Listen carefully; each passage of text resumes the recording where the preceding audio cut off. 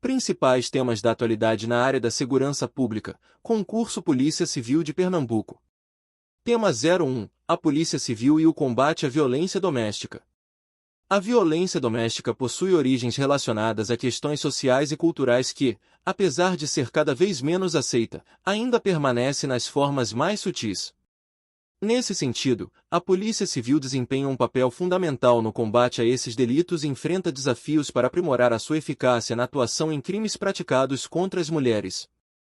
Em primeiro lugar, segundo Lei Maria da Penha, no seu artigo 5º, configura-se como violência doméstica qualquer forma de violência baseada em gênero que resulte em morte, lesão, sofrimento ou dano. Além disso, considera-se também qualquer violência doméstica aquela que ocorre entre membros que habitam um mesmo local, sejam unidos de forma civil, ou agressões contra crianças e idosos. Diante disso, entre os fatores sociais que são facilitadores da violência estão o abuso de bebidas alcoólicas ou drogas, que provoca conflitos no lar e podem resultar em agressões físicas ou o uso de armas de fogo. Outra questão que impacta fortemente nos índices de violência, sobretudo contra a mulher, é o desemprego e os problemas financeiros que geram, muitas vezes, desequilíbrios emocionais e tornam os indivíduos mais propensos a praticarem delitos. Nessa perspectiva, a Polícia Civil desempenha um papel fundamental no combate aos crimes cometidos contra as mulheres. Existem em Pernambuco, por exemplo, delegacias especializadas de defesa da mulher, que funcionam para receber vítimas de violência doméstica que desejam solicitar à Justiça medidas protetivas de urgência, como o afastamento do agressor do lar, a proibição de aproximação, bem como encaminhar requisições para que a vítima seja submetida ao exame de corpo de delito, a fim de encontrar vestígios provocados pelo agressor. Outro assim, durante o período de isolamento social, as mulheres que sofreram agressão verbal ou ameaças puderam registrar um boletim de ocorrência com maior segurança e sem sair de casa, através do serviço online conhecido como Delegacia Interativa. Por fim, diante do contexto de violência doméstica, há a necessidade do aperfeiçoamento dos serviços prestados pela Polícia Civil. Nesse viés, urge a expansão de projetos voltados para a disseminação dos direitos da população feminina, por meio de palestras e campanhas em mídias digitais e televisivas, em parceria com a Secretaria da Mulher e Direitos Humanos, com o intuito de informar e encorajar vítimas em situação de vulnerabilidade, sobretudo aqueles que residem longe das delegacias especializadas e que, consequentemente, encontrem mais dificuldades para formalizarem uma denúncia. Tema 02. A importância do uso da tecnologia no combate à criminalidade. Em outubro de 1988, a sociedade conheceu um dos documentos mais importantes da história do Brasil, a Constituição Cidadã, cujo conteúdo garante o direito à segurança. Entretanto, a subutilização da tecnologia no combate à criminalidade impede que os brasileiros usufruam desse direito constitucional. Com efeito, a desconstrução da involução digital, bem como do despreparo do Estado são iniciativas capazes de fazer com que o problema seja tratado com a devida importância. Diante desse cenário, a desatualização da polícia dificulta o combate aos delitos. Nesse sentido, em 1996, o sequestro e a morte da menina Ember Agermo motivaram os Estados Unidos a desenvolver um aviso sonoro capaz de comunicar o rapto de crianças, em massa e de forma sincronizada com as mídias sociais. Por sua vez, o Brasil ainda está distante da inteligência aplicada nos Estados Unidos, já que não possui a tecnologia necessária para solucionar os crimes de forma rápida e segura. Inclusive, como prova desse grave retrocesso, até 2019, não havia um cadastro unificado de pessoas desaparecidas para agilizar a resolução dos sequestros no Brasil. Assim, a falta de estratégias inovadoras evidencia o atraso da nação verde e amarela, e, se a involução digital for a regra, o combate eficaz à criminalidade será a exceção. Ademais, a quarta revolução industrial, marcada pelo surgimento da robótica, representa o estágio mais avançado da evolução digital e pode cooperar significativamente para as necessidades da atual geração. Ocorre que o Estado brasileiro se mostra desatualizado, já que utiliza pouco, ou nada, a inteligência artificial e a nanotecnologia proporcionada pela Revolução 4.0. Nesse sentido, as inovações não recebem a devida importância, e as autoridades policiais combatem os crimes de forma analógica e retrógrada. Dessa forma, enquanto a polícia não for atualizada, o Brasil será obrigado a conviver com um dos mais graves problemas para os cidadãos, a criminalidade. É urgente, portanto, o Ministério da Ciência, Tecnologia e Inovação, em parceria com os Estados federativos, ofereçam a atualização necessária à polícia, por meio de projetos estratégicos, como a compra de drones e de softwares avançados que sejam capazes de auxiliar no cotidiano dos agentes de segurança. Essa iniciativa teria a finalidade de mitigar o despreparo na resolução dos conflitos e de garantir que o Brasil seja uma nação segura e, de fato, livre de qualquer forma de criminalidade. Tema 03. Alternativas para combater os crimes cibernéticos na sociedade brasileira. A Constituição Federal de 1988, documento da liberdade, da dignidade e da justiça social no Brasil, assegura a todos o direito à privacidade e à integridade moral. Entretanto, a perpetuação de crimes cibernéticos no Brasil evidencia que nem todos experimentam as garantias previstas na Carta Magna. Diante de tal cenário, a solução do problema depende de estratégias que desconstruam a omissão do Estado e a sensação de impunidade. À vista disso, a inércia das autoridades públicas permite a manutenção de infrações no ciberespaço. Nesse sentido, Norberto Bobbio, expoente filósofo italiano, defendeu, em sua obra Dicionário de Política, que as instituições estatais modernas se mostram incapazes de solucionar as demandas decorrentes de crimes cometidos na sociedade. A esse respeito, os delitos virtuais se encaixam no problema denunciado pelo filósofo, na medida em que o Estado não dispõe de políticas públicas eficazes para reprimir os infratores que atuam virtualmente. Assim, enquanto a carência estatal for a regra, a segurança digital será a exceção. Ademais, a sensação de impunidade dá ensejo a novos crimes virtuais. Nesse viés, Steve Jobs, criador da Apple e entusiasta da tecnologia, defendia que a internet deve servir para o benefício das relações humanas e contribuir para a coesão social. Ocorre que a atuação de hackers corrompe o ideal proposto por Jobs, na medida em que faz da internet um ambiente hostil, principalmente, em razão da falta de punição para aqueles que cometem furto de dados, invasão de privacidade e pedofilia digital. Desse modo, enquanto a impunidade se mantiver, o Brasil será obrigado a conviver com um dos mais graves problemas contemporâneos, os cibercrimes. Cabe, portanto, ao Ministério Público promover campanhas, em parceria com as delegacias, com o intuito de intensificar ações educativas que visem desconstruir os delitos virtuais. O parquet deve, ainda, ajudar no combate aos crimes cibernéticos, por meio das ações judiciais pertinentes, a exemplo da ação penal pública, a fim de garantir a punição dos infratores que atuam na rede mundial de computadores. Assim, todos poderão, de fato, experimentar a dignidade idealizada na Carta Política. Tema 04. Alternativas para prevenir a violência doméstica contra crianças no Brasil. Em 2021, a sociedade ficou marcada por um triste episódio envolvendo agressões a crianças, o assassinato de Henri Borel, que, embora seja cruel, não é raro no Brasil. Nesse sentido, a violência doméstica contra meninos e meninas representa grave problema e pode motivar outros casos como o de Henri. Com efeito, para prevenir a hostilidade, há de se criar alternativas para valorizar a dignidade humana infantil, bem como combater o assédio moral dentro dos lares.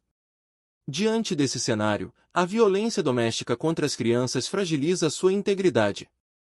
A esse respeito, no contexto do Iluminismo, a Declaração dos Direitos do Homem e do Cidadão foi um dos primeiros tratados internacionais a considerar meninos e meninas como hipossuficientes, indivíduos que dependem de proteção dos pais e do Estado. Ocorre que o poder público e a família se mostram incapazes de proteger a infância, tal como estabeleciam os iluministas no século XVIII. Desse modo, a persistência do abandono parental, do assédio sexual e das faces cruéis da violência contra as crianças representa grave retrocesso. Assim, não é razoável que, em vez de ser um ambiente seguro, os lares simbolizem lugares hostis e traumáticos. Ademais, a manipulação emocional sobre a criança dá lugar a prejuízos psicológicos. Sobre isso, o médico Peter Sifneios nomeou como alexitimia, o conceito clínico conhecido popularmente como cegueira emocional, segundo o qual o relacionamento tóxico com os genitores pode provocar na criança a perda da capacidade de demonstrar afeto. Nesse sentido, muitas famílias são imprudentes com os filhos e, assim, são responsáveis por ocasionar consequências irreparáveis como a síndrome definida por Cifnéios. Desse modo, enquanto os maus-tratos não forem evitados, a sociedade terá de conviver com um dos piores obstáculos para o desenvolvimento, o caos familiar. É urgente, portanto, que as escolas, responsáveis pela transformação social, devem contribuir para a garantia da dignidade humana na infância, por meio de projetos pedagógicos, como palestras e ações abertas à comunidade, capazes de proteger a infância. Essa iniciativa teria a finalidade de repudiar os casos cruéis de agressão doméstica, a exemplo do abandono parental e do assédio sexual.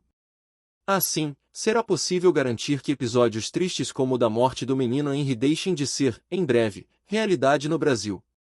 Tema 05. Alternativas para prevenir a violência no ambiente escolar. Em 2011, o Brasil ficou marcado por uma das mais graves tragédias da história, o massacre de Realengo, que ceifou a vida de 11 alunos da escola carioca Tasso da Silveira. Nesse sentido, a violência no ambiente escolar se mostra grave problema e permite a ocorrência de episódios cruéis como o de 2011. Com efeito, as alternativas para prevenir a insegurança nas instituições do ensino pressupõem que se desconstrua a maldade humana e a omissão do Estado.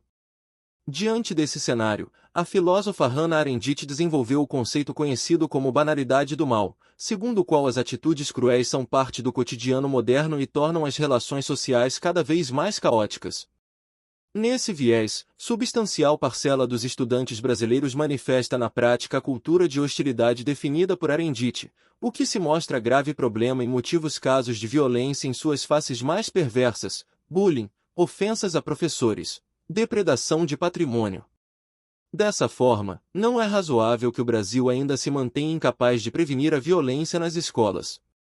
Ademais, John Locke, filósofo conhecido como pai do liberalismo, construiu a tese de que os indivíduos cedem sua confiança ao Estado, que, em contrapartida, deve garantir direitos aos cidadãos. Todavia, a ideia de Locke está distante de ser a realidade nas escolas, haja vista a falta de iniciativa das autoridades em evitar conflitos, garantir a segurança e a paz no ambiente escolar, o que permite a ocorrência de histórias cruéis como a experimentada por alunos em Realengo. Assim, enquanto a inércia do Estado se mantiver, os estudantes serão obrigados a conviver com um dos mais graves problemas para a sociedade contemporânea, a violência nas escolas. Para mitigar, portanto, as diversas faces da hostilidade nas instituições de ensino, as próprias escolas, responsáveis pela transformação social, devem desconstruir a maldade presente no ambiente estudantil, por meio de projetos pedagógicos, como gincanas e ações comunitárias capazes de promover a harmonia. Essa iniciativa teria a finalidade de reafirmar o papel da escola na mediação dos conflitos e de garantir que o Brasil seja uma nação solidária e, de fato, livre da violência na escola. Tema 06. O problema da prática de perseguição sistemática na internet em questão no Brasil. Em 1988, representantes do povo, reunidos em Assembleia Constituinte, instituíram o Estado Democrático, a fim de garantir a privacidade e a segurança como valores supremos de uma sociedade fraterna. Entretanto, a prática da perseguição sistemática na internet impede que os brasileiros experimentem esse direito constitucional na prática. Com efeito, a solução do problema pressupõe que se combata não só a maldade humana, mas também a omissão estatal. Diante desse cenário, a hostilidade dá ensejo à perseguição sistemática na web. A esse respeito, Hannah Arendt, expoente filósofa alemã, desenvolveu o conceito conhecido como banalidade do mal, segundo o qual as atitudes cruéis se mostram comuns entre os indivíduos e tornam as relações humanas cada vez mais hostis. Nesse sentido, a vigilância permanente, denominada stalking, simboliza a crueldade repudiada por Arendt. Os agressores perseguem suas vítimas dentro e fora do ciberespaço e constroem um ambiente de opressão constante, o que representa grave problema no Brasil. Assim, enquanto a maldade humana for a regra, a dignidade e a privacidade serão a exceção. Nesse sentido, assim como em 1984, o Estado brasileiro se torna responsável pela conduta criminosa do stalking, ainda que por omissão. Sobre isso, o filósofo italiano Norberto Bobbio, em seu Dicionário de Política, denuncia que as autoridades públicas se mostram incapazes de suprir as demandas da sociedade, a exemplo da segurança. Nesse viés, a polícia brasileira se enquadra na crítica de Bobbio e, ainda que haja lei capaz de punir os stalkers, o Estado tem sido ineficaz no combate à perseguição reiterada no ciberespaço, o que contribuiu para a impunidade dos agressores e motiva novos casos. Logo, se a inércia estatal se mantiver, o Brasil será obrigado a conviver com um dos mais graves problemas contemporâneos, a opressão cibernética. Portanto, o Ministério Público, responsável pela garantia dos direitos constitucionais, deve combater a prática da vigilância sistemática na rede e garantir a dignidade dos indivíduos, por meio de parcerias com as delegacias de polícia especializadas em crimes virtuais. Essa iniciativa do MP faria o Estado deixar a situação de omissão acerca do problema e teria a finalidade de construir um ambiente cibernético saudável e respeitoso. Assim, o Brasil será conhecido como nação justa, digna e, de fato, livre da perseguição sistemática. Temas 07. Formas para combater o tráfico de pessoas no Brasil. Em outubro de 1988, a sociedade conheceu um dos documentos mais importantes da história do Brasil, a Constituição Cidadã, cujo conteúdo garante o direito à dignidade humana. Entretanto, o tráfico de pessoas impede que os brasileiros usufruam desse benefício constitucional. Com efeito, as formas para combater esse problema pressupõem que se repudie a histórica exploração e que se valorize o tratamento digno. Diante desse cenário, o período colonial foi marcado pela remoção forçada de pessoas, com o objetivo de explorá-las nos engenhos de cana. Esse fenômeno, embora amplamente combatido, ainda se mostra presente na sociedade, que se acostumou a explorar indivíduos. Nesse sentido, o tráfico de pessoas evidencia grave retrocesso, já que, mesmo no século XXI, a mazela da colônia se repete e milhares de brasileiros vivem a cruel realidade do contrabando humano. Assim, uma forma de combater o problema seria garantir o direito à proteção e à segurança, que têm sido distribuídos como privilégios. Ademais, a perpetuação do tráfico de pessoas fragiliza a dignidade humana de forma irreparável. Sobre isso, em 1789, a Declaração dos Direitos do Homem e do Cidadão foi um dos primeiros tratados internacionais a garantir o tratamento adequado a todos os indivíduos, com especial proteção aos grupos vulneráveis. Todavia, a prática deplorável da remoção forçada de brasileiros evidencia que a sociedade contemporânea ainda tem sido incapaz de colocar em prática um dos direitos mais básicos previstos desde o século XVIII, a dignidade. Logo, enquanto a falta de segurança se mantiver, o Brasil será obrigado a conviver com um dos mais graves problemas para as vítimas, o comércio humano. É urgente, portanto, que o Ministério Público, responsável pela proteção dos grupos vulneráveis, combata o tráfico de pessoas, por meio de políticas públicas, como o envio de autoridades policiais a locais alvos de denúncias de receptação de vítimas. Essa iniciativa teria a finalidade de desconstruir a cultura de exploração de pessoas e de garantir que o Brasil seja uma nação justa, solidária e que seja capaz de garantir, de fato, a dignidade humana. Tema 08. O problema da dependência química no Brasil contemporâneo. A República Federativa do Brasil constitui-se em Estado democrático de direito e tem como fundamento a proteção à saúde. Portanto, não é razoável que a dependência química ainda represente um problema no país, o que vai de encontro ao princípio republicano. Com efeito, a construção de uma sociedade que valoriza o bem-estar social pressupõe que se combate o consumo de drogas. Diante desse cenário, persiste a omissão das autoridades públicas acerca da dependência química. A esse respeito, o sociólogo Zygmunt Bauman desenvolveu o conceito de instituição zumbi, segundo o qual o Estado perdeu a sua função social, mas manteve, a qualquer custo, a sua forma. Nesse viés, o SUS se enquadra na teoria das instituições zumbis, na medida em que não há campanhas efetivas de combate ao uso de drogas, lícitas e ilícitas, e é ineficiente no acompanhamento dos dependentes. Assim, enquanto o problema denunciado por Zygmunt Bauman for a regra, o enfraquecimento do uso de drogas será a exceção. Ademais, há de se desconstruir a cultura histórica de consumo de entorpecentes, cuja consequência é a dependência química.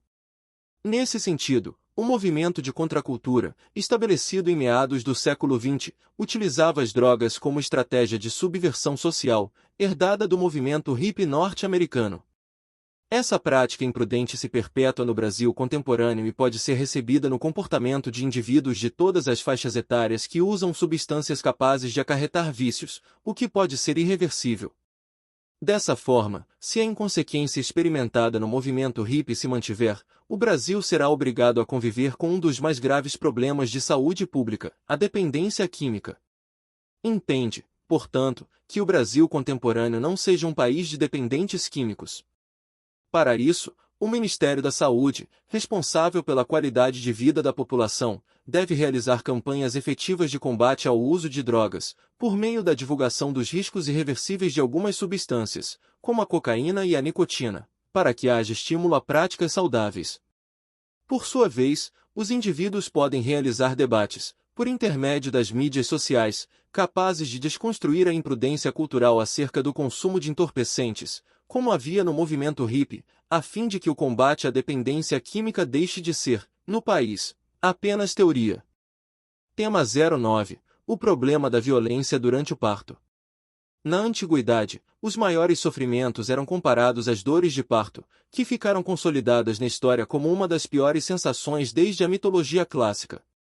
Entretanto, na contemporaneidade, a violência obstétrica subjuga as mulheres brasileiras ao mesmo sofrimento experimentado séculos atrás, haja vista a omissão do Estado e a falta de respeito à dignidade humana por parte do SUS. Diante desse cenário, persiste a indiferença das autoridades acerca da violência obstétrica. A esse respeito, o sociólogo Zygmunt Bauman desenvolveu o conceito de instituições zumbis, segundo o qual o Estado perdeu a sua função social, mas manteve, a qualquer custo, a sua forma.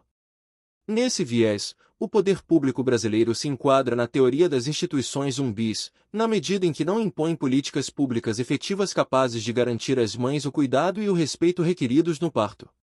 Assim, enquanto o problema denunciado por Zygmunt Bauman for a regra, os nascimentos humanizados serão a exceção. Ademais, a violência obstétrica evidencia a desvalorização da dignidade humana pelo SUS. Nesse viés, em 1789, o Iluminismo consolidou a Declaração dos Direitos do Homem e do Cidadão, garantindo pela primeira vez a dignidade humana a todos.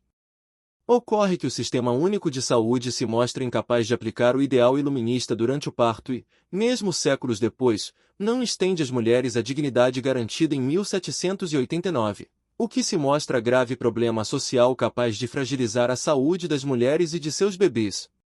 Desse modo, não é razoável que a nação que almeja o desenvolvimento enfrente este retrocesso, a violência no parto. Entende, portanto, que o desrespeito obstétrico seja repudiado no Brasil. Para isso, o Poder Executivo, responsável pela manutenção da saúde pública, deve fiscalizar, com rigor, a postura das autoridades médicas, por meio de visitas regulares nos hospitais, para que a omissão e a indiferença estatais sejam desconstruídas. Por sua vez, os indivíduos podem, com frequência, denunciar a falta de dignidade humana a que são submetidos as mulheres, como a ausência de informação devido à mãe, por intermédio de conteúdos e discussões nas mídias sociais, a fim de que o Brasil deixe as dores da mitologia clássica e construa partos humanizados. Tema 10. Meios para combater a evasão escolar no Brasil. Em 1996, foi fundada a Lei de Diretrizes e Bases da Educação Nacional, cuja função inicial era modernizar o ensino básico no Brasil e estimular os indivíduos a se manterem ativos no processo pedagógico. Todavia, a alarmante evasão escolar evidencia que a meta da LDB está distante de ser a realidade de crianças e de adolescentes. Com efeito, as estratégias para manter os alunos no ciclo pedagógico pressupõem que se combata a desatualização das aulas e que se garanta a ampliação da perspectiva de vida dos estudantes. Diante desse cenário, a educação brasileira é inspirada no modelo da Revolução Industrial do século XVIII, que reproduzia dentro da escola o formato de uma pequena fábrica.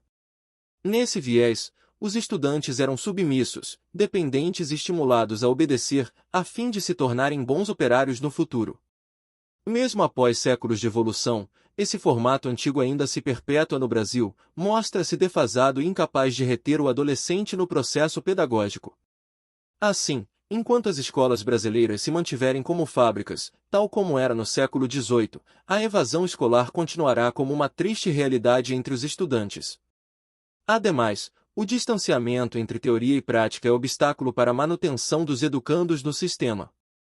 A esse respeito, em sua obra Pedagogia do Oprimido, Paulo Freire defende que a escola deve ter íntima relação com a realidade dos alunos e não ficar restrita ao universo teórico, problema conhecido como academicismo. Todavia, o ensino médio contemporâneo vai de encontro à ideologia de Freire, haja vista a deficiência dos métodos desenvolvidos nas escolas, capazes de criar abismos entre a sala de aula e a sociedade.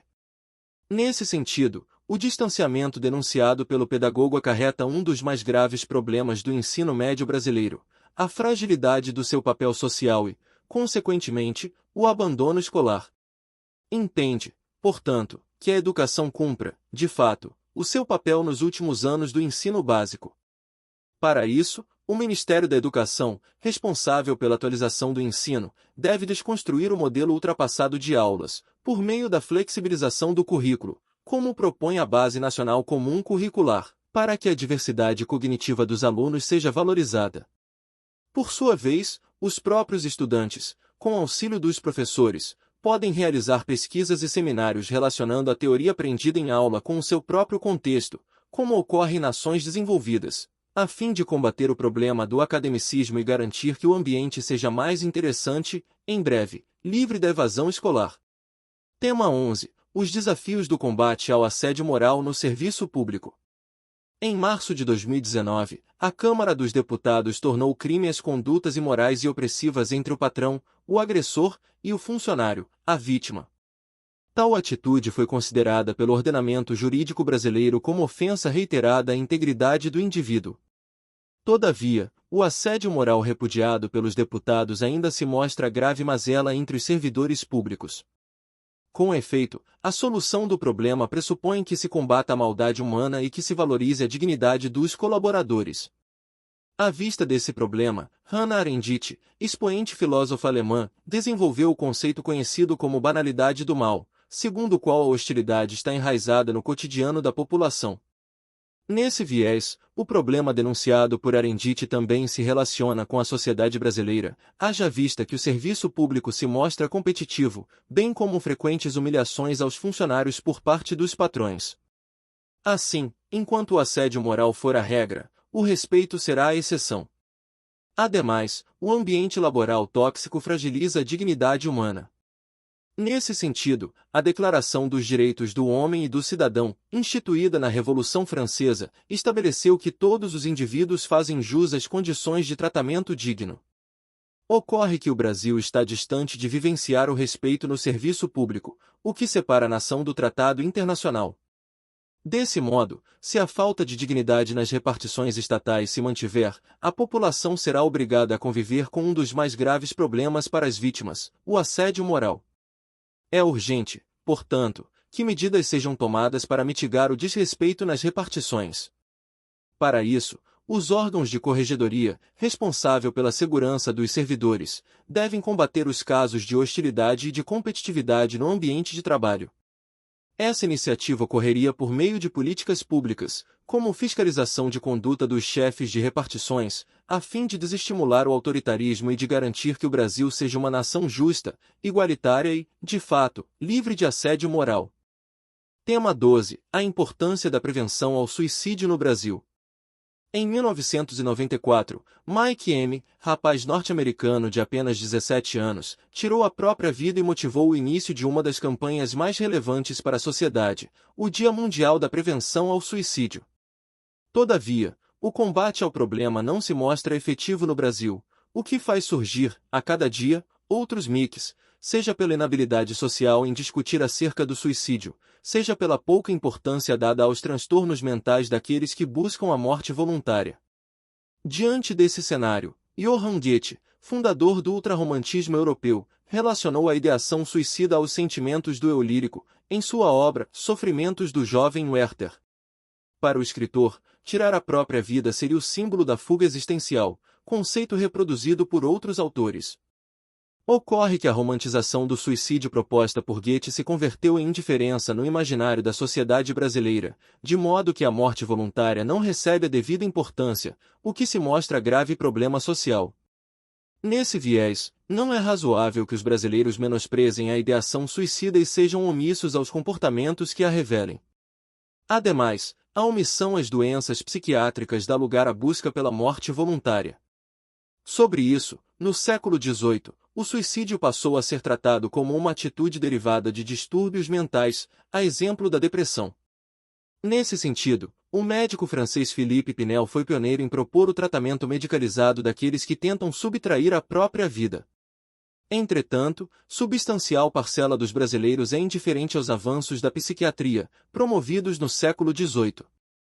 Essa atitude omissa representa obstáculo para que a campanha do Setembro Amarelo cumpra seus objetivos, e, enquanto o silêncio da sociedade se mantiver, o mundo será obrigado a conviver com o mal do século, o suicídio. O problema que ceifou a vida de Mike M. precisa, pois, receber a devida importância no Brasil. Para que isso ocorra, as escolas, no exercício do seu papel social, devem desconstruir a visão reducionista do suicídio e dar mais visibilidade aos distúrbios mentais, a exemplo da depressão. Essa iniciativa aconteceria por meio de um projeto pedagógico, que poderia se chamar Cada Vida Conta, no qual os indivíduos seriam estimulados a compartilhar suas angústias, a fim de receber o devido tratamento e, dessa forma, fortalecer a saúde mental e retomar, portanto, a vontade pela vida. Tema 13. Como combater os crimes de pedofilia no Brasil? O romance Lolita, obra russa produzida em 1955, narra a terrível relação sexualizada entre uma criança e um homem, que coloca na menina o apelido que dá nome ao livro. Todavia, narrativas repugnantes como a de Lolita são comuns fora da ficção e representam na prática um dos mais graves problemas da sociedade, a pedofilia. Assim, para mitigar essa mazela, há de se combater o silêncio da família e do Estado. Diante desse cenário, não há como mitigar a exploração sexual infantil velada se os responsáveis se mantiverem omissos. Nesse viés, desde a era Vargas, as crianças são consideradas hipossuficientes, grupos vulneráveis dependentes de cuidados integrais, e tiveram a proteção consolidada no artigo 6 graus da atual Constituição. Ocorre que substancial parcela das famílias brasileiras é incapaz de oferecer o cuidado historicamente consolidado por Vargas e pela Carta Magna vigente. Inclusive, os agressores costumam ser justamente aqueles que deveriam cuidar da integridade da criança. Com efeito, os abusos a meninos e a meninas se mostram atitudes cruéis, e se não forem combatidos a tempo, terão consequências irreparáveis à formação infantil. Ademais, a OMS classificou a pedofilia como um transtorno mental, a fim de evidenciar que a exploração sexual às crianças não deve ser vista apenas como um crime, mas também como um desvio psiquiátrico do agressor. Todavia, a ineficiência do combate à pedofilia pelo Estado brasileiro é incompatível com a relevância proposta pela Organização Mundial da Saúde, de modo que campanhas nas mídias sociais, a exemplo do Maio Laranja, são insuficientes para garantir a proteção da infância e da dignidade humana. Desse modo, é incoerente que, mesmo sendo Estado democrático de direito, o Brasil ainda permita que as crianças protagonizem lolitas em suas próprias realidades. A pedofilia, portanto, precisa ser repudiada pelas famílias e pelo poder público.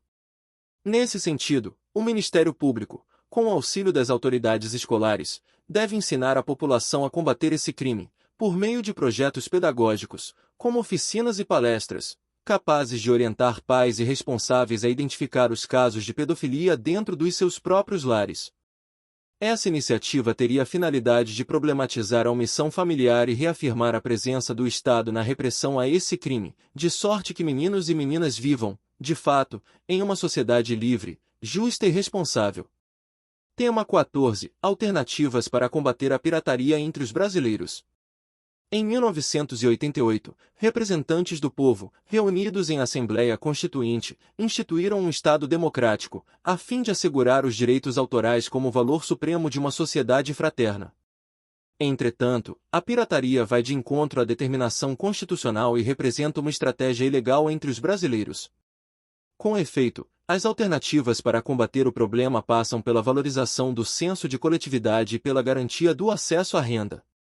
Sob uma primeira análise, persiste entre os cidadãos o desejo constante de se beneficiar a qualquer custo. A esse respeito, Sérgio Buarque de Holanda desenvolveu, em sua obra Raízes do Brasil, o conceito de cordialidade, que consiste na cultura enraizada de buscar situações que favoreçam os interesses individuais, independentemente das consequências. Nesse viés, a pirataria é uma das faces do jeitinho brasileiro, denunciado pelo sociólogo, na medida em que muitos indivíduos se acostumaram a consumir produtos do comércio ilegal. Logo, é incoerente que a infração às leis faça parte do comportamento cultural do brasileiro. Nesse sentido, desde o período colonial, parte considerável da população é excluída do acesso a condições financeiras dignas, o que obrigou, e ainda obriga, o indivíduo pobre a encontrar formas alternativas de acessar cultura e entretenimento.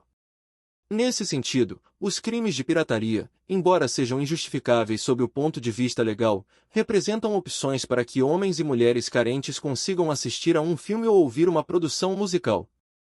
Inclusive, os altos impostos que incidem sobre bens e serviços colaboram para que a arte e o lazer sejam consumidos apenas pela minoria, assim como ocorria no Brasil colônia. Assim, enquanto a concentração de renda for a regra, o brasileiro será obrigado a conviver com este grave problema, a pirataria. Há de se pensar, portanto, em alternativas para mitigar o consumo de produtos e de serviços não originais. Dessa maneira, o Ministério da Mulher, Família e Direitos Humanos, cuja função é realizar a defesa das minorias e formular políticas de inclusão, deve estimular o senso de coletividade dos indivíduos, com apoio de assistentes sociais, por intermédio de debates realizados nas comunidades, a fim de desconstruir a cultura de cordialidade. Essa iniciativa poderia se chamar Ética Legal e teria a finalidade de discutir a desigualdade social, de sorte que a sociedade não contribua com as ações antiéticas. Assim, o problema denunciado por Sérgio Buarque de Holanda deixará de ser um costume no Brasil. Tema 15. O advento das informações falsas no Brasil contemporâneo. No século XV, Johannes Gutenberg deu início à imprensa e democratizou o acesso à informação por meio de seu invento. Entretanto, na contemporaneidade, a invenção de Gutenberg se deu lugar à de Zuckerberg, o Facebook, que, junto às outras mídias sociais, propaga notícias parciais. Com efeito, o advento das informações falsas se mostra grave problema à sociedade democrática, seja pela sua influência imperceptível, seja pelos prejuízos ao interesse público. Diante desse cenário, informações inverídicas funcionam como discurso de controle simbólico. A esse respeito, o sociólogo francês Michel Foucault defendia que as estruturas linguísticas são capazes de impor verdades aos interlocutores. Assim, as fontes que veiculam informações infundadas reafirmam pontos de vista e motivam as ações dos indivíduos, mesmo sem provas concretas. Nesse contexto, as notícias falsas que circulam na mídia e internet brasileiras exercem poder sobre os indivíduos, justamente porque toda linguagem é dotada de ideologia, segundo Foucault.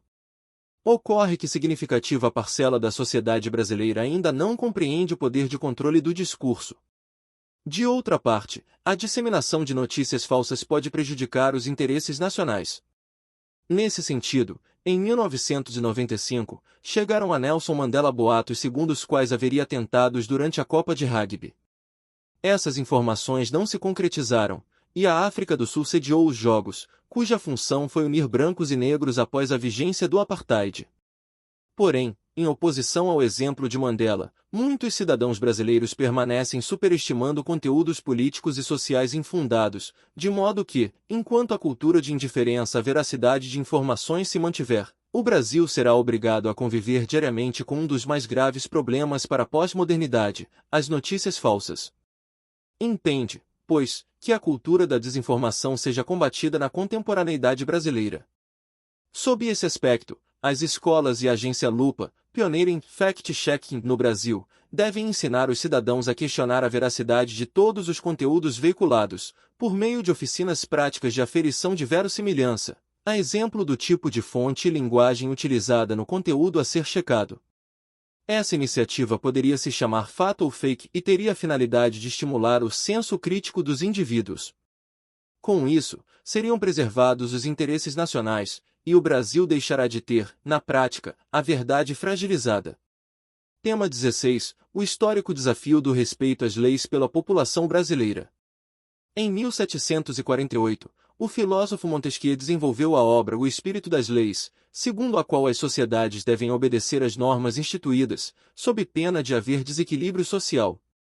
Entretanto, parcela dos indivíduos contemporâneos é incapaz de aplicar a ideia de Montesquieu, na medida em que a cultura de transgressão às leis se mostra um problema cada vez mais comum, seja pelo costume histórico de transgressão, seja pela indiferença ao Estado de Direito.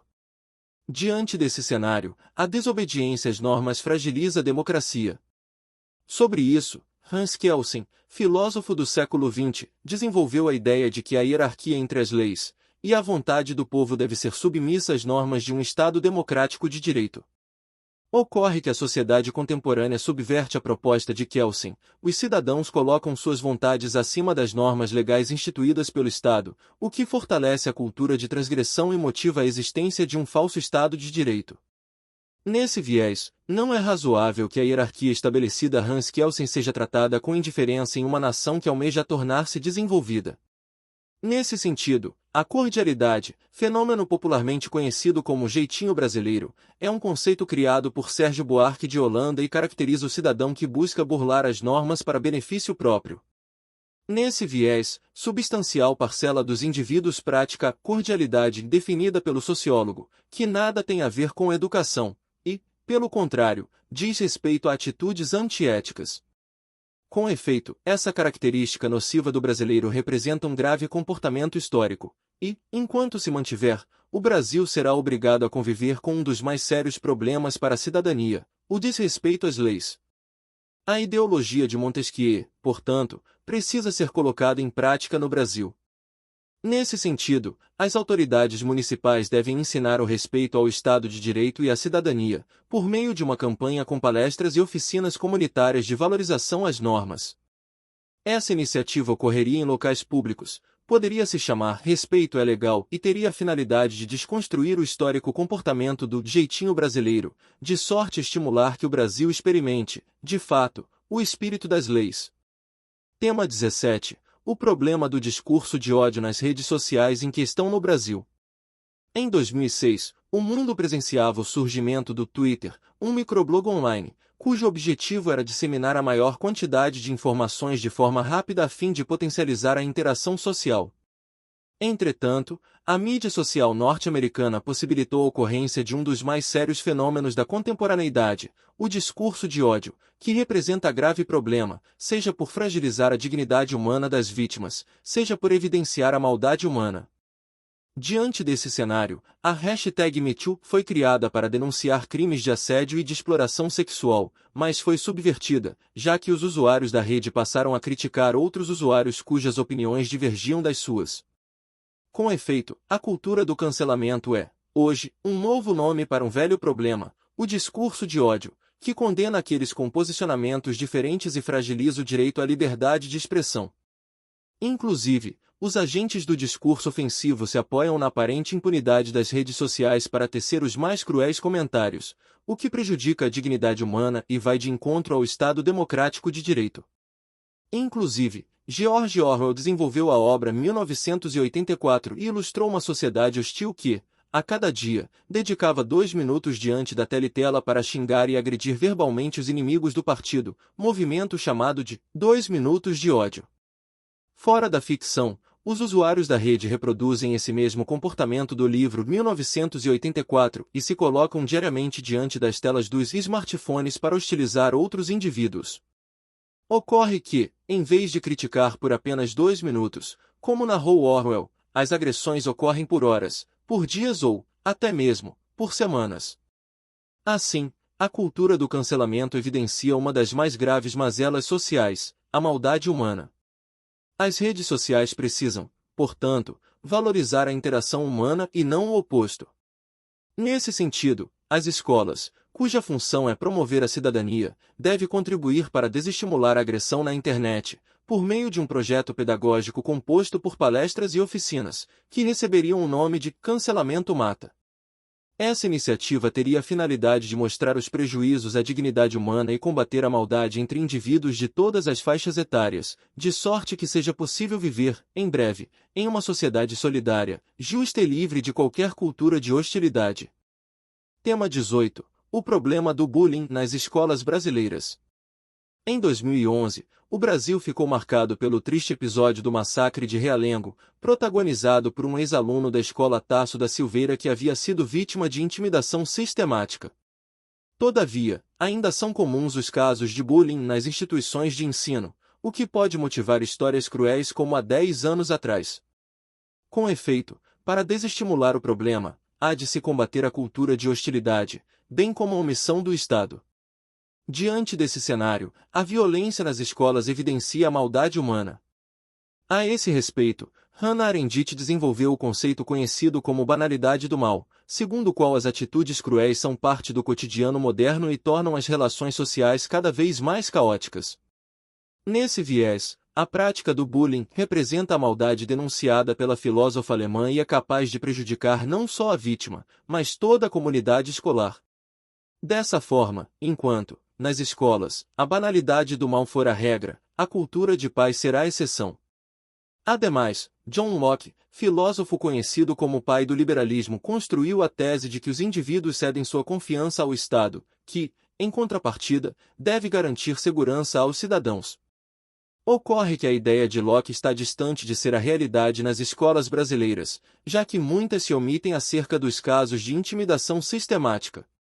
Dessa forma, o silêncio de diretores e de professores permite a ocorrência de histórias como o massacre de Realengo, e, se a inércia das autoridades escolares se mantiver, os estudantes serão obrigados a conviver com um dos mais graves problemas para alunos e alunas brasileiros, o bullying. Portanto, para que as instituições de ensino sejam, de fato, um local seguro, diretores e professores devem combater a cultura de hostilidade enraizada, por meio de eventos pedagógicos, como aulas e oficinas capazes de promover a interação entre os alunos. Essa iniciativa poderia se chamar Escola Presente e teria a finalidade de mostrar que as autoridades escolares não se omitem ante a prática do bullying, de sorte que os estudantes possam usufruir, em breve, de uma comunidade justa, solidária e livre de qualquer violência. Tema 19. A importância do combate aos maus-tratos aos animais. A Declaração Universal dos Direitos dos Animais, promulgada em 1978 pela ONU, assegura às espécies domésticas e silvestres o tratamento com dignidade e respeito. Entretanto, os frequentes casos de exploração impedem que lhes sejam assegurados esses direitos na prática. Com efeito, não é razoável que, mesmo a sociedade civil brasileira persista em negar direitos civis aos animais. Diante desse cenário, os maus-tratos vão de encontro à legislação nacional e internacional. A esse respeito, em 1961, o então presidente Jânio Quadros promulgou a lei que proíbe expressamente o desenvolvimento de competições baseadas na mutilação e na morte de galos, cachorros, pássaros, conhecidas como rinhas. Entretanto, mesmo após a vigência da Lei de Jânio, ainda existem no país locais que utilizam animais para diversão humana e os submetem a condições degradantes, o que deve ser desconstruído sob pena de prejuízos para a sociedade e a biodiversidade. Demais, o desrespeito aos animais pode colocar em risco o equilíbrio ambiental. Nesse contexto, a arara azul, conhecida espécie em extinção, alimenta-se das sementes da árvore manduvi e faz seus ninhos na cavidade do tronco dessa planta, cuja existência é importante à biodiversidade do Pantanal. Ocorre que a retirada da arara azul do habitat natural coloca em risco a perpetuação da própria ave, bem como interfere na dispersão das sementes da manduvi, o que é capaz de modificar negativamente a dinâmica das espécies. Todavia, enquanto a exploração a animais se mantiver, o Brasil estará impossibilitado de experimentar um dos direitos mais importantes assegurados pelo artigo 225 da Carta Magna, o equilíbrio ambiental. Portanto, para que o respeito aos animais seja, de fato, assegurado na prática, a ONG WWF Brasil, por meio de campanhas na mídia televisiva e na internet, deve veicular breves documentários capazes de mostrar aos indivíduos os prejuízos advindos da exploração às espécies silvestres, bem como repudiar os maus-tratos aos animais domésticos, com a finalidade de orientar a sociedade civil a colocar em prática os direitos propostos pela ONU. Essa iniciativa da WWF Brasil é importante, porque problematizaria a função de entretenimento dos animais, aumentaria sua valorização e colaboraria para que o respeito às espécies deixasse de ser, no Brasil, um direito fragilizado. Tema 20. Crianças em situação de rua. Como combater esse problema no Brasil? O poema O Bicho, de Manuel Bandeira, narra uma cena ao mesmo tempo cruel e comum, pessoas que vivem nas ruas e reviram o lixo para sobreviver. Entretanto, episódios como esse se tornam ainda mais dramáticos quando são crianças as protagonistas dessa situação de rua, o que torna urgente que se garanta a dignidade humana e que se combata o individualismo. Diante desse cenário, a ONU promulgou em 1948 a Declaração Universal dos Direitos Humanos, segundo a qual todos os indivíduos fazem jus a condições de humanidade.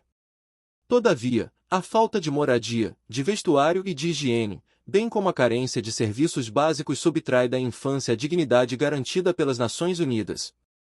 Nesse viés, meninos e meninas que vivem em logradouros públicos são marginalizados, o que colabora para sua progressiva vulnerabilidade, ao contrário do que prevê a legislação internacional. Dessa forma, é incoerente que, mesmo no século XXI, as crianças sejam obrigadas a fazer das ruas o seu lar. Ademais, a omissão da sociedade dá lugar a narrativas análogas ao poema modernista. Nesse viés, Simone de Beauvoir, expoente filósofa francesa, desenvolveu o conceito conhecido como invisibilidade social, que consiste na estratégia racional de ignorar grupos em vulnerabilidade. Ocorre que o egoísmo denunciado por Beauvoir aprofunda desigualdades sociais e é ainda mais cruel para este grupo, as crianças em situação de rua, que, embora sejam obrigadas a trabalhar, são incapazes de prover o próprio sustento. Assim, invisibilidade é sinônimo de agressão e violenta diariamente meninos e meninas que foram impedidos de ter um lar. A moradia deve ser, portanto, uma garantia da infância, tal como defendem as Nações Unidas. Nesse sentido, o Ministério da Mulher, Família e Direitos Humanos deve combater a vulnerabilidade infantil, por meio da confecção de um cadastro de crianças em situação de rua e da oferta de casas-lares disponíveis para receber meninos e meninas, com abrangência nacional e divulgação pela grande mídia. Essa iniciativa teria a finalidade de garantir dignidade humana às crianças e dar publicidade à carência sofrida por elas, de sorte que os indivíduos sejam sensibilizados, deixem de ser omissos, enfim, contribuam para que as crianças deixem de protagonizar o bicho, de Manuel Bandeira. Tema 18. O problema do bullying nas escolas brasileiras. Em 2011, o Brasil ficou marcado pelo triste episódio do massacre de Realengo, protagonizado por um ex-aluno da escola Tasso da Silveira que havia sido vítima de intimidação sistemática.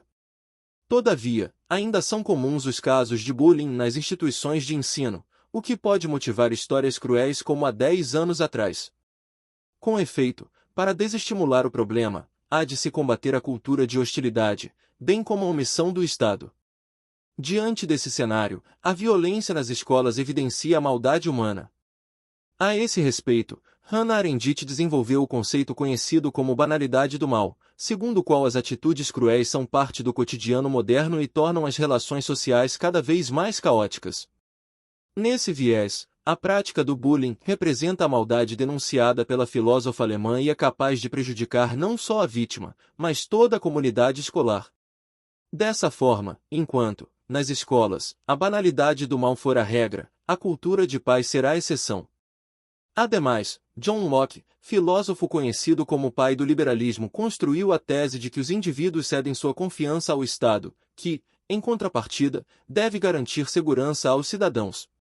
Ocorre que a ideia de Locke está distante de ser a realidade nas escolas brasileiras, já que muitas se omitem acerca dos casos de intimidação sistemática. Dessa forma, o silêncio de diretores e de professores permite a ocorrência de histórias como o massacre de Realengo, e, se a inércia das autoridades escolares se mantiver, os estudantes serão obrigados a conviver com um dos mais graves problemas para alunos e alunas brasileiros, o bullying. Portanto, para que as instituições de ensino sejam, de fato, um local seguro, diretores e professores devem combater a cultura de hostilidade enraizada, por meio de eventos pedagógicos, como aulas e oficinas capazes de promover a interação entre os alunos. Essa iniciativa poderia se chamar Escola Presente e teria a finalidade de mostrar que as autoridades escolares não se omitem ante a prática do bullying, de sorte que os estudantes possam usufruir, em breve, de uma comunidade justa, solidária e livre de qualquer violência. Tema 19. A importância do combate aos maus-tratos aos animais. A Declaração Universal dos Direitos dos Animais, promulgada em 1978 pela ONU, assegura às espécies domésticas e silvestres o tratamento com dignidade e respeito. Entretanto, os frequentes casos de exploração impedem que lhes sejam assegurados esses direitos na prática. Com efeito, não é razoável que, mesmo a sociedade civil brasileira persista em negar direitos civis aos animais. Diante desse cenário, os maus-tratos vão de encontro à legislação nacional e internacional. A esse respeito, em 1961, o então presidente Jânio Quadros promulgou a lei que proíbe expressamente o desenvolvimento de competições baseadas na mutilação e na morte de galos, cachorros, pássaros, conhecidas como rinhas. Entretanto, mesmo após a vigência da Lei de Jânio, ainda existem no país locais que utilizam animais para diversão humana e os submetem a condições degradantes, o que deve ser desconstruído sob pena de prejuízos para a sociedade e a biodiversidade. Demais, o desrespeito aos animais pode colocar em risco o equilíbrio ambiental. Nesse contexto, a arara azul, conhecida espécie em extinção, alimenta-se das sementes da árvore manduvi e faz seus ninhos na cavidade do tronco dessa planta, cuja existência é importante à biodiversidade do Pantanal. Ocorre que a retirada da arara azul do habitat natural coloca em risco a perpetuação da própria ave, bem como interfere na dispersão das sementes da manduvi, o que é capaz de modificar negativamente a dinâmica das espécies. Todavia, enquanto a exploração a animais se mantiver, o Brasil estará impossibilitado de experimentar um dos direitos mais importantes assegurados pelo artigo 225 da Carta Magna, o equilíbrio ambiental. Portanto, para que o respeito aos animais seja, de fato, assegurado na prática, a ONG WWF Brasil, por meio de campanhas na mídia televisiva e na internet, deve veicular breves documentários capazes de mostrar aos indivíduos os prejuízos advindos da exploração às espécies silvestres, bem como repudiar os maus tratos aos animais domésticos, com a finalidade de orientar a sociedade civil a colocar em prática os direitos propostos pela ONU. Essa iniciativa da WWF Brasil é importante, porque problematizaria a função de entretenimento dos animais, aumentaria sua valorização e colaboraria para que o respeito às espécies deixasse de ser, no Brasil, um direito fragilizado. Tema 20. Crianças em situação de rua. Como combater esse problema no Brasil? O poema O Bicho, de Manuel Bandeira, narra uma cena ao mesmo tempo cruel e comum, pessoas que vivem nas ruas e reviram o lixo para sobreviver. Entretanto, episódios como esse se tornam ainda mais dramáticos quando são crianças as protagonistas dessa situação de rua, o que torna urgente que se garanta a dignidade humana e que se combata o individualismo. Diante desse cenário, a ONU promulgou em 1948 a Declaração Universal dos Direitos Humanos, segundo a qual todos os indivíduos fazem jus a condições de humanidade. Todavia, a falta de moradia, de vestuário e de higiene, bem como a carência de serviços básicos subtrai da infância a dignidade garantida pelas Nações Unidas. Nesse viés, meninos e meninas que vivem em logradouros públicos são marginalizados, o que colabora para sua progressiva vulnerabilidade, ao contrário do que prevê a legislação internacional. Dessa forma, é incoerente que, mesmo no século XXI, as crianças sejam obrigadas a fazer das ruas o seu lar. Ademais, a omissão da sociedade dá lugar a narrativas análogas ao poema modernista. Nesse viés, Simone de Beauvoir, expoente filósofa francesa, desenvolveu o conceito conhecido como invisibilidade social, que consiste na estratégia racional de ignorar grupos em vulnerabilidade. Ocorre que o egoísmo denunciado por Beauvoir aprofunda desigualdades sociais e é ainda mais cruel para este grupo, as crianças em situação de rua, que, embora sejam obrigadas a trabalhar, são incapazes de prover o próprio sustento. Assim, invisibilidade é sinônimo de agressão e violenta diariamente meninos e meninas que foram impedidos de ter um lar. A moradia deve ser, portanto, uma garantia da infância, tal como defendem as Nações Unidas. Nesse sentido, o Ministério da Mulher, Família e Direitos Humanos deve combater a vulnerabilidade infantil, por meio da confecção de um cadastro de crianças em situação de rua e da oferta de casas-lares disponíveis para receber meninos e meninas, com abrangência nacional e divulgação pela grande mídia.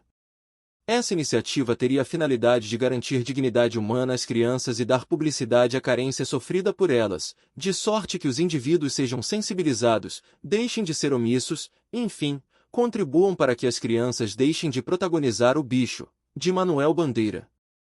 Tema 24. A construção da responsabilidade socioambiental no brasileiro. Em 1992, a ONU promoveu a Conferência da Terra e lançou metas a serem aplicadas pelos países, a fim de preservar o meio ambiente. Entretanto, a iniciativa das Nações Unidas não foi efetiva, já que, em regra, a sociedade ainda carece de responsabilidade ambiental. Com efeito, para desenvolvê-la, há de se combater não só o interesse privado das autoridades, bem como a omissão dos indivíduos. Diante desse cenário, o conceito conhecido como cordialidade foi criado em 1936 por Sérgio Buarque de Holanda e diz respeito à inabilidade de valorizar o interesse coletivo. Ocorre que não há como desenvolver a responsabilidade socioambiental com atitudes cordiais por parte do poder público, que se omite ante os impactos ambientais promovidos por grandes empresas, agronegócio, construtoras, mineradoras. Nesse sentido, enquanto a coletividade não for privilegiada pelo Estado, serão comuns episódios graves, tais como os de Mariana e de Brumadinho. Ademais, a indiferença dos indivíduos acerca da sustentabilidade mostra-se obstáculo para a preservação ambiental. A esse respeito, o filósofo contratualista Jean-Jacques Rousseau defendia a tese segundo a qual os cidadãos seriam os responsáveis por todos os rumos da sociedade democrática. Todavia, os indivíduos contemporâneos são incapazes de colocar em prática a responsabilidade descrita por Rousseau, abandonando a própria sorte ecossistemas e biomas. Assim, não é razoável que a inércia social dê lugar a um dos mais graves problemas para as presentes e futuras gerações, o desequilíbrio ambiental. A Conferência da Terra, portanto, precisa ser, de fato, efetivada pela sociedade. Nesse sentido, na condição de fiscal da lei, o Ministério Público deve, por meio da ação civil pública, processar as autoridades que permitem que grandes empresas explorem o meio ambiente com pouca ou nenhuma responsabilidade. A iniciativa do MP teria a finalidade de problematizar, com veemência, as questões ambientais e, assim, mobilizar todos os indivíduos, desconstruindo-lhes a inércia e colocando a responsabilidade socioambiental em prática. Tema 25. A crise do sistema carcerário em questão no Brasil contemporâneo. A Declaração Universal dos Direitos Humanos, promulgada em 1948 pela ONU, assegura a todos os indivíduos o direito à dignidade humana. Entretanto, a crise do sistema carcerário impede que os presos experimentem esse direito internacional na prática. Com efeito, não é razoável que a péssima condição dos presídios seja comum no país que pretende alcançar a restauração dos detentos, bem como a posição de Estado desenvolvido. Diante desse cenário, o sistema carcerário ineficiente é um obstáculo à ressocialização. A esse respeito, o sociólogo polonês Zygmunt Bauman, em sua obra Modernidade Líquida, desenvolveu o conceito de instituição zumbi, segundo o qual o Estado mantém, a todo custo, a sua forma, porém perdeu sua função social, estabelecida pela lei. Nesse contexto, a atual estrutura penitenciária configura-se como instituição zumbi, na medida em que deveria ressocializar o preso, mas se mostra incapaz de fazê-lo. Todavia, é contraditório que o poder público seja indiferente à função social do sistema carcerário. Ademais, os problemas das prisões fomentam a cultura de violência. Nesse sentido, a Corte Interamericana de Direitos Humanos, em 2013, teceu críticas contundentes à gravidade estrutural dos cárceres brasileiros, em virtude da superlotação das celas, da mutilação dos presos e das condições insalubres do ambiente prisional, condições enquadradas no conceito jurídico de estado de coisas inconstitucional. Ocorre que as circunstâncias caóticas apontadas pela Corte Interamericana contribuem para a manutenção da cultura de violência dentro e fora dos presídios. Contudo, enquanto o caos do sistema carcerário brasileiro se mantiver, o Brasil será obrigado a conviver com um dos mais graves problemas para a sociedade civil, a violência. Impende, portanto, que o direito à dignidade humana seja, de fato, assegurado na prática, como prevê a Declaração Universal dos Direitos Humanos. Sob essa ótica, o Ministério Público Federal, por meio de ações judiciais avaliadas com prioridade pelo Poder Judiciário, deve assegurar as condições de salubridade e segurança, além de incentivar o estudo e o trabalho do preso. A iniciativa do MPF teria a finalidade de promover a ressocialização de presidiários e mitigar a cultura de violência. Com isso, a situação do sistema carcerário seria modificada e colaboraria para que os detentos deixassem de ter, no Brasil, sua dignidade fragilizada. Tema 26. A importância do respeito à diversidade de gênero no Brasil. Em 1789, o Iluminismo consolidou a Declaração dos Direitos do Homem e do Cidadão, garantindo pela primeira vez a dignidade humana a todos. Entretanto, os frequentes casos de homofobia mostram que a sociedade brasileira está distante de experimentar os ideais iluministas na prática. Com efeito, o combate a essa forma de preconceito pressupõe que se desconstrua a omissão do Estado e o sexismo cultural. Diante desse cenário, a homofobia fragiliza o direito à dignidade humana daqueles que fogem à dicotomia de gênero, homem ou mulher. Nesse contexto, a ineficiência do Código Penal brasileiro na classificação do crime de homofobia, que, inclusive, até 2012, era categorizado como simples agressão.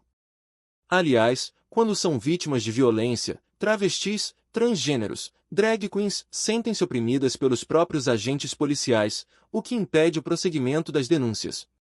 Com efeito, a criação do Disque 100, Disque Direitos Humanos, não tem sido suficiente para assegurar às minorias de gênero a verdadeira garantia ao direito à dignidade humana, previsto no artigo 5º da Carta Magna.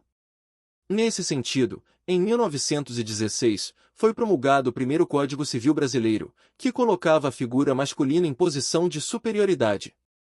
Esse machismo institucionalizado ainda persiste como uma das principais causas para a intolerância de gênero no Brasil e motiva atos de homofobia, praticados sobretudo por homens, segundo pesquisa do IBGE em 2015. Inclusive, a violência de gênero é mais praticada por homens justamente porque a legitimação cultural e estatal para a superioridade masculina e para o heterocentrismo. Entretanto, enquanto o sexismo se mantiver, a sociedade brasileira será obrigada a conviver diariamente com um dos piores problemas para a contemporaneidade, a homofobia.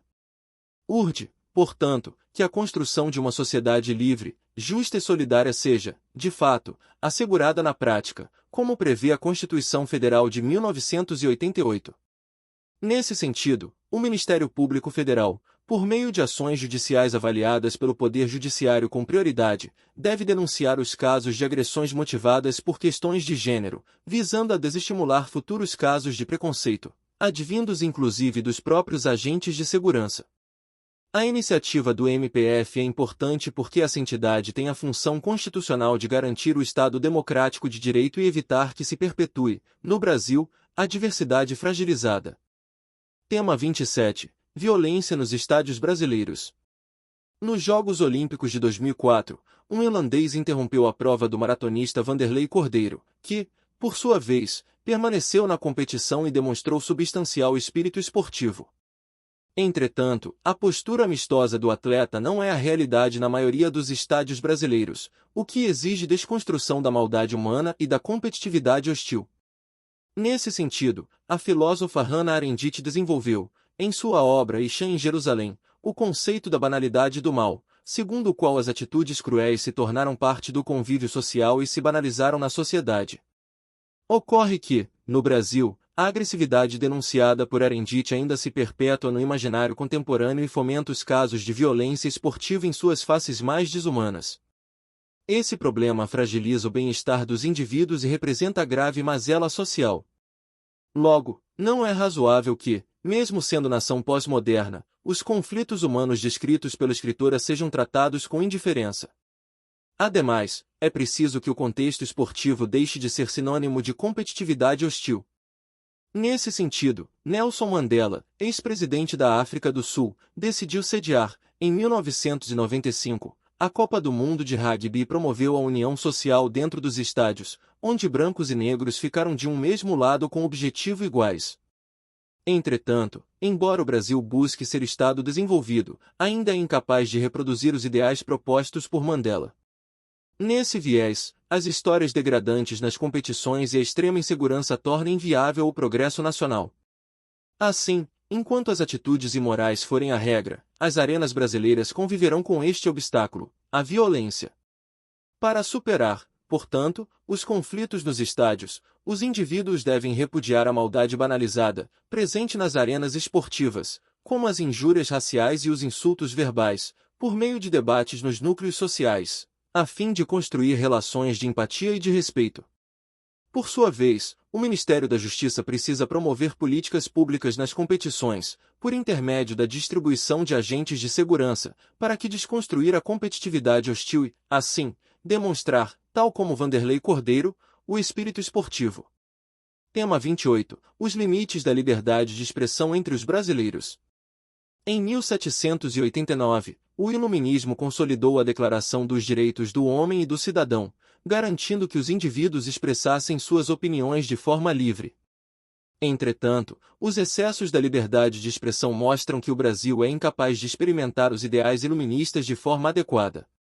Com efeito, para garantir limites, há de se combater o discurso de ódio e as notícias falsas. Diante desse cenário, a cultura de intolerância motiva o uso impróprio da liberdade de expressão. A esse respeito, o sociólogo Gilberto Freire ensina, em Casagrande Senzala, que a sociedade impõe diversos padrões sociais, e quem lhes desobedece é alvo de preconceito. Ocorre que, no Brasil, a intolerância denunciada por Freire é banalizada sob justificativa da liberdade de expressão, mesmo sendo ofensiva àqueles que são alvo de crítica, o que se mostra obstáculo à convivência social. Assim, não é razoável que o discurso de ódio permaneça sob a sombra da liberdade de expressão. Ademais, a falta de limites dá lugar às notícias fadas. Nesse viés, no século XX, o Michael Foucault afirmava que toda linguagem é dotada de ideologia e pode influenciar os indivíduos sem que eles percebam, fenômeno conhecido como controle simbólico. Nesse sentido, os brasileiros são imprudentes e inconsequentes no poder da linguagem descrito por Foucault e usam sua liberdade para expressar informações falsas e manipulá-las, o que representa grave prejuízo à sociedade. Desse modo, enquanto a população for indiferente às consequências das fake news, o poder simbólico da linguagem continuará sendo utilizado com pouca, ou nenhuma, responsabilidade. Entende, portanto, que os indivíduos passem a respeitar limites acerca da sua liberdade de expressão. Nesse sentido, os próprios cidadãos devem, com urgência, desconstruir a cultura de preconceito, como as mensagens ofensivas e xingamentos, por meio de discussões nas mídias sociais, para que ninguém seja alvo de discurso de ódio. Por sua vez, o Ministério Público, responsável pela manutenção do Estado de Direito, precisa combater com prioridade a divulgação de notícias falsas, por intermédio das ações judiciais pertinentes contra aqueles que veiculam fake news, de modo que deixe de ser comum, no Brasil, a liberdade subvertida.